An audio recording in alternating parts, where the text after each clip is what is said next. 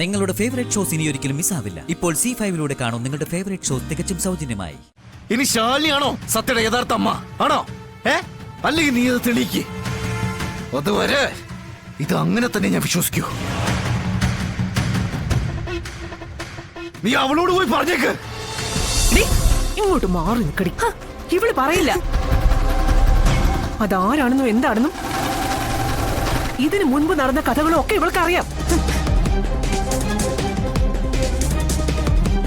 പക്ഷേ ശാരദാമ്മയുടെ മകളാ ഇവള്. കള്ളങ്ങൾ ഒളിപ്പിക്കാനും പറയാതിരിക്കാനും അമ്മ പഠിപ്പിച്ച 2 മക്കള്. അതുകൊണ്ട് നേരായ രീതിയിൽ ഇവളിൽ നിന്നും ഒരു സത്യവും പുറത്തു വരില്ല. എന്തൊക്കെയാ മോളെ കേക്കുന്നേ? ഈ പറയുന്നതൊക്കെ എന്തെങ്കിലും സത്യമുണ്ടോ? ഉണ്ടെങ്കിൽ പറ.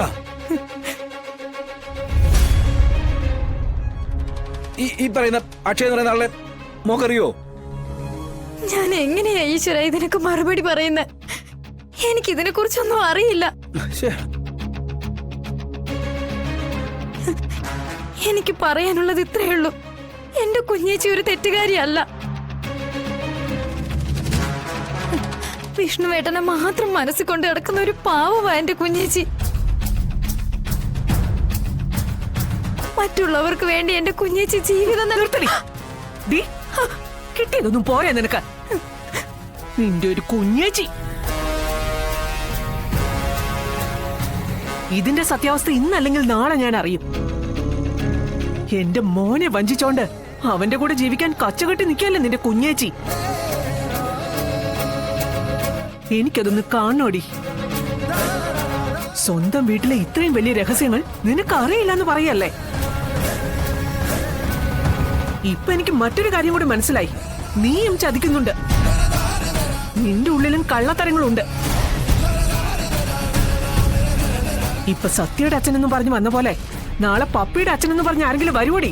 സത്യമേ,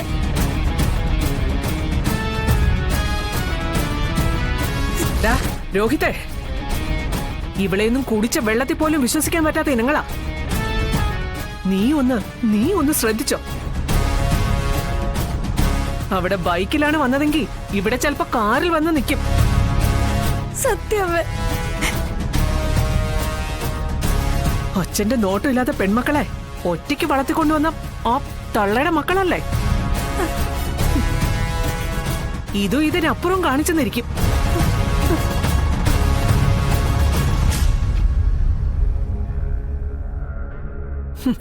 ഡി, ഇതിന്റെ സത്യം അറിയാതെ നീ ഇനി എന്റെ മുന്നിൽ വന്നു പോയേക്കരുത്.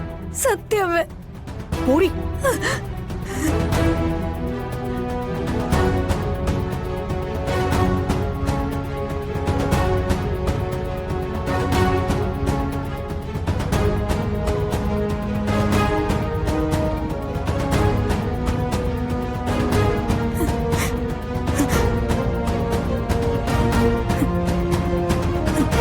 വിഷ്ണുവേട്ടൻ ആരൊക്കെ സംശയിച്ചാലും വിഷ്ണുവേട്ടൻ എന്റെ കുഞ്ഞേച്ചിയെ സംശയിക്കരുത്.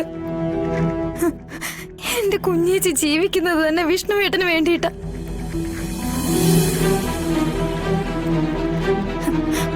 മറ്റൊരാൾക്കും ആ മനസ്സിൽ കയറാൻ പറ്റില്ല.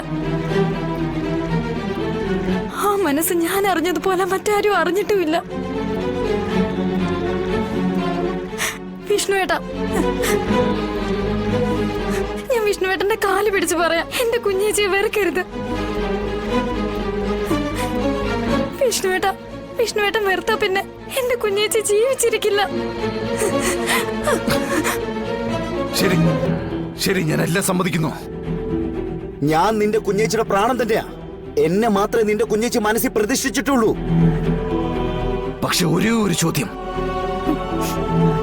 നമ്മുടെ സത്യയുടെ അച്ഛനാരാ?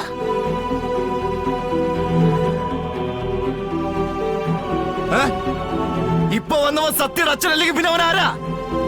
പറ. ഇത്രയും നാളെ ഞങ്ങൾ ആരും കാണാത്ത അയാളും ശാലി തമ്മിലുള്ള ബന്ധം എന്താ? പറ. എന്തർത്ഥത്തിലാ ഇത്ര ആൾക്കാർ പങ്കെടുക്കുന്ന സ്ഥലത്ത് അയാൾ അവിടെ വന്ന് പങ്കെടുത്ത്? അത് സത്യയുടെ അച്ഛനാന്നും പറഞ്ഞ് എന്റെ ചോദ്യങ്ങൾക്ക് കൃത്യമായിട്ടുള്ള മറുപടി നീ പറയണം. വിഷ്ണുവേട്ടാ, ഇതിലെന്തോ ദുരൂഹതയുണ്ട്.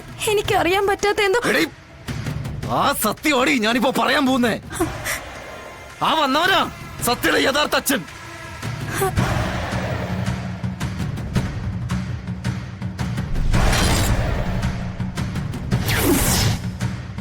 അല്ല, ഇനി ശാലിനിയാണോ സത്യയുടെ യഥാർത്ഥ അമ്മ? ആണോ? അല്ലെങ്കിൽ നീ അത് തെളിയിക്ക്. അതുവരെ ഇത് അങ്ങനെ തന്നെ ഞാൻ വിശ്വസിക്കൂ. നീ അവളോട് പോയി പറഞ്ഞേക്ക്.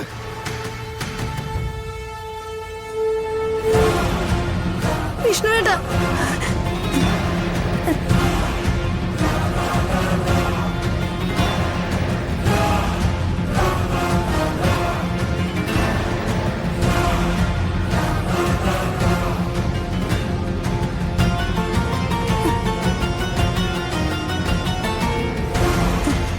രോഹിത്, കുഞ്ഞേച്ചി, രോഹിത്, ഞാൻ പറയുന്നൊന്ന്. രോഹിത്,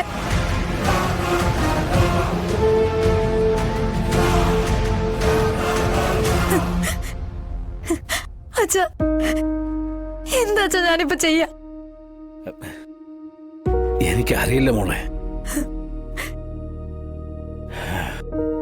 ആരെയും ഒന്നും മനസ്സിലാക്കാൻ പറ്റുന്നില്ലോ ദൈവമേ. ഇതിലാര് പറയുന്ന ശരി? എന്തിനാ ദൈവമേ എന്നെ ഇങ്ങനിട്ട് തീ തീറ്റിക്കുന്നേ? അങ്ങെടുത്തൂടെ?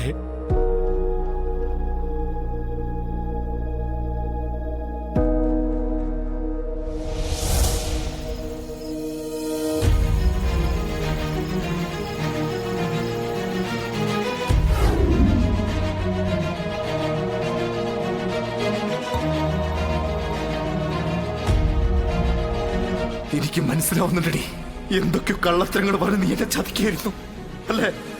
ഈ കാണിക്കുന്ന സ്നേഹവും കരുതലും എല്ലാം ഒരുതരം അഭിനയ. ഈ കാണിക്കുന്നതെല്ലാം നല്ല സ്ത്രീകൾക്ക് ചേർന്നാലേ അത് മോൾക്ക് പറഞ്ഞു കൊടുത്തേക്ക്. എല്ലാം എല്ലാം ഇന്നത്തോടെ ഇവിടെ വെച്ച് അവസാനിപ്പിക്കുക. വിഷ്ണുവേട്ടൻ എന്തുകൊണ്ട് എന്നെ മനസ്സിലാക്കുന്നില്ല? ഇത്രയും നാളും ഞാൻ വിശ്വസിച്ചിരുന്നതും അഹങ്കരിച്ചിരുന്നതും എന്നിലുള്ള വിഷ്ണുവേട്ടന്റെ വിശ്വാസത്തെ തന്നെയായിരുന്നു. ആ വിശ്വാസമാണ് ഇന്നിവിടെ തകർന്നടിഞ്ഞിരിക്കുന്നത്. ഞാൻ സ്വപ്നത്തിൽ പോലും ചിന്തിക്കാത്തൊരു കാര്യമാണ് വിഷ്ണുവേട്ടൻ ആരോപിച്ചിരിക്കുന്നത്. ഓർക്കുമ്പോ പോലും ചങ്കം നീറുക വിഷ്ണുവേട്ടൻ. സത്യക്ക് വേണ്ടി എനിക്കൊരു വേഷം കെട്ടേണ്ടി വന്നു. അതെന്തിനാണെന്നും ഏതിനാണെന്നും ഒന്നും അന്വേഷിക്കാതെ വിഷ്ണുവേട്ടൻ പറഞ്ഞ വാക്കുകൾ എന്റെ കാതുകളിലല്ല പതിച്ചത്, ഹൃദയത്തിനകത്ത്.